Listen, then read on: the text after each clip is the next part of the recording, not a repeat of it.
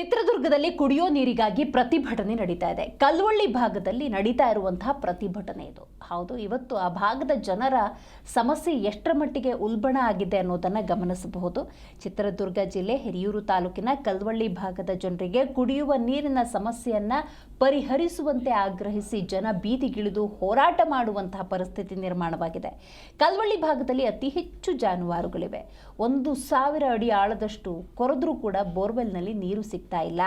ಇನ್ನು ವಿ ಸಾಗರ ಡ್ಯಾಮ್ ಇಲ್ಲಿಂದ 10 ಕಿಲೋಮೀಟರ್ ದೂರದಲ್ಲೇ ಇದ್ರೂ ಕೂಡ ಯಾವುದೇ ರೀತಿಯ ಪರಿಹಾರ ಅನ್ನೋದು ಲಭ್ಯವಾಗಿಲ್ಲ. ಸಚಿವ ಡಿ ಸುಧಾಕರ್ ನೀರಿನ ಸಮಸ್ಯೆ ಪರಿಹಾರಕ್ಕೆ ಈ ಭಾಗದಲ್ಲಿ ಚೆಕ್ ಡ್ಯಾಮ್ ನಿರ್ಮಾಣಕ್ಕೆ ಪ್ರಯತ್ನ ಮಾಡಿದ್ರು, ಆದರೆ ಅವರು ವಿಧಿವಶರಾಗಿದ್ದಾರೆ. ಈಗ ನಮ್ಮನ್ನು ಯಾರೂ ಕೂಡ ಕೇಳದಂಥ ಪರಿಸ್ಥಿತಿ ನಿರ್ಮಾಣವಾಗಿದೆ ಅಂತ ಹೇಳಿ ಪತ್ರಕರ್ತ ಲಕ್ಷ್ಮಣ್ ಹೂಗಾರ್ ನೇತೃತ್ವದಲ್ಲಿ ಪ್ರತಿಭಟನೆಯನ್ನು ನಡೆಸಿ ಜಿಲ್ಲಾಡಳಿತದ ಮೂಲಕ ರಾಜ್ಯ ಸರ್ಕಾರಕ್ಕೆ ಮನವಿಯನ್ನು ಸಲ್ಲಿಸಲಾಗಿದೆ.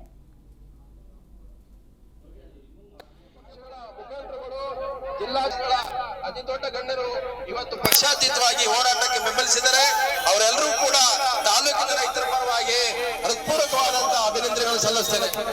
ಹಾಗೇನೆ ಈ ಒಂದು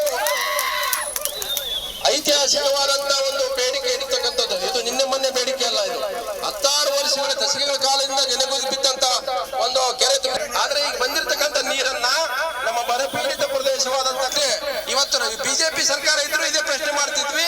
ರಾಜಕೀಯ ಪಕ್ಷಗಳ ಮುಖಂಡರುಗಳು ಜಿಲ್ಲಾಗಳ ಅತಿ ದೊಡ್ಡ ಗಣ್ಯರು ಇವತ್ತು ಪಕ್ಷಾತೀತವಾಗಿ ಹೋರಾಟಕ್ಕೆ ಬೆಂಬಲಿಸಿದರೆ ಅವರೆಲ್ಲರೂ ಕೂಡ ತಾಲೂಕಿನ ರೈತರ ಪರವಾಗಿ ಹೃತ್ಪೂರ್ವಕವಾದಂತಹ ಅಭಿನಂದನೆಗಳನ್ನು ಸಲ್ಲಿಸ್ತೇನೆ. ಹಾಗೇನೆ